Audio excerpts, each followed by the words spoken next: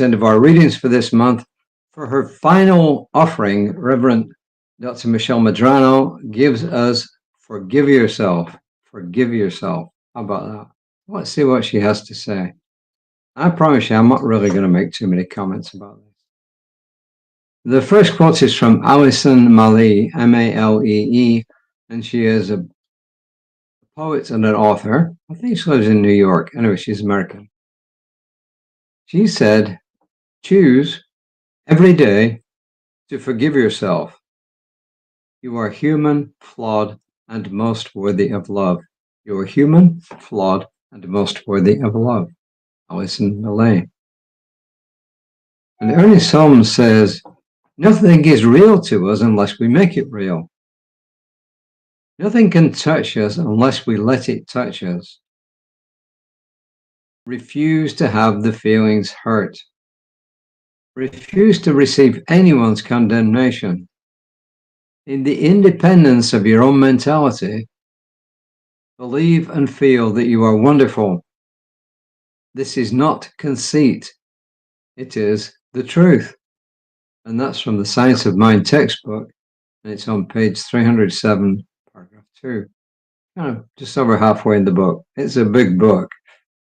Trust me. And this is Reverend Michelle. Often people confess to me that the most difficult person to forgive is themselves. I completely understand that sentiment. I invite us to consider the impact that not forgiving ourselves has on our ability to experience self-love. From an energetic standpoint, our lack of self-forgiveness means that we're less present in the moment. Being stuck energetically in the past leaves us feeling weak and powerless. It is as if a part of us is back in the moment of our transgression. Our awareness of who we are and what is possible for us is impacted by our continued sense of our identity as a person who did something wrong for which we cannot let go. From a standpoint of creating our life in each moment, our perception of ourselves and our lack of forgiveness as us living in a perception of ourselves as flawed, wrong, and not good enough to love because of our mistakes. This perception is part of the energy of what attracts to us. It will attract more of the same energy to us and may even repeat the error for which we cannot forgive ourselves. All of this creates an I'm not worthy energy that broadcasts out, and life responds in the same. The most impactful and effective forgiveness is an energy that can be completely accountable for what we feel we did wrong, and yet we still choose to see it and to learn from it. Also, we extend grace to ourselves and choose to love ourselves. We choose to forgive ourselves.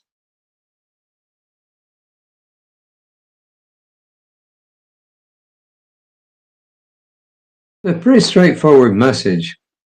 So what Reverend Michelle is saying in summary is that when we don't forgive ourselves, we're stuck in the past.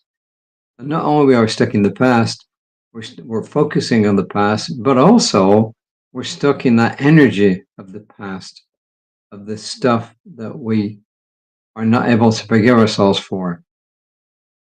And because we're stuck in that energy, then we bring that energy, we have that energy right now. It's not left in the past. That energy is now. It's negative energy, and it's become a part of who we are and what we attract to us. So the importance of forgiving ourselves is to let go of the past. But she also says in there, if you remember, she says we need to be accountable for our actions. If we did something wrong in the past for which we need to be accountable, we got to take care of that. But we let go of condemning ourselves continuously. We let go of that energy. And when we let go of that energy, it opens us up to receive good stuff in the present moment. If you look at it logically, why live in the past? It's gone. It's done. It won't come back. And only we can bring that energy back by focusing on it. So when we let go and let God, things work out phenomenally. Trust me, when we let go and let God, things work out. And you can substitute the word, like Reverend Arthur Johnson said this morning, substitute for God, infinite source, spirit, ground of all being, whichever term you choose. You could even say quantum field if you like, but quantum field is something which is, to me, is kind of inert. And I believe that the energy, the divine energy, is a living thing and not just some inert thing that doesn't have conscious choice on its side. So anyway, well, that's the way I look at it. And I'm sure a lot of others do as well. So, hey, that's it for Reverend Michelle for this month. She'll be back in the future. And I love this affirmation because it sums it up. It says, I choose to forgive myself while being accountable for all of my actions and choices. I choose to forgive myself while being accountable for all my actions and choices. So forgive yourself. Make up for what you have to do if you have to do, but let that old energy go. Just let it go and move on, because you're living in the present moment. You're not living in the past, whether it was 5 minutes ago, 5 hours ago, 5 years ago, 50 years ago. Let it go. Do what you have to do to be accountable, and then let it go. That's the message for today. That's basically the message for this month is love yourself, because you are a worthy person. You're a worthy, worthwhile person. You're deserving of love. You're deserving of your own love. And that is the basis from which we all start, all of us. So look out for my colleague, Reverend Lisa, on Creative Life Spiritual Center's Facebook page, 9:15 a.m. tomorrow Central Time, USA, Canada.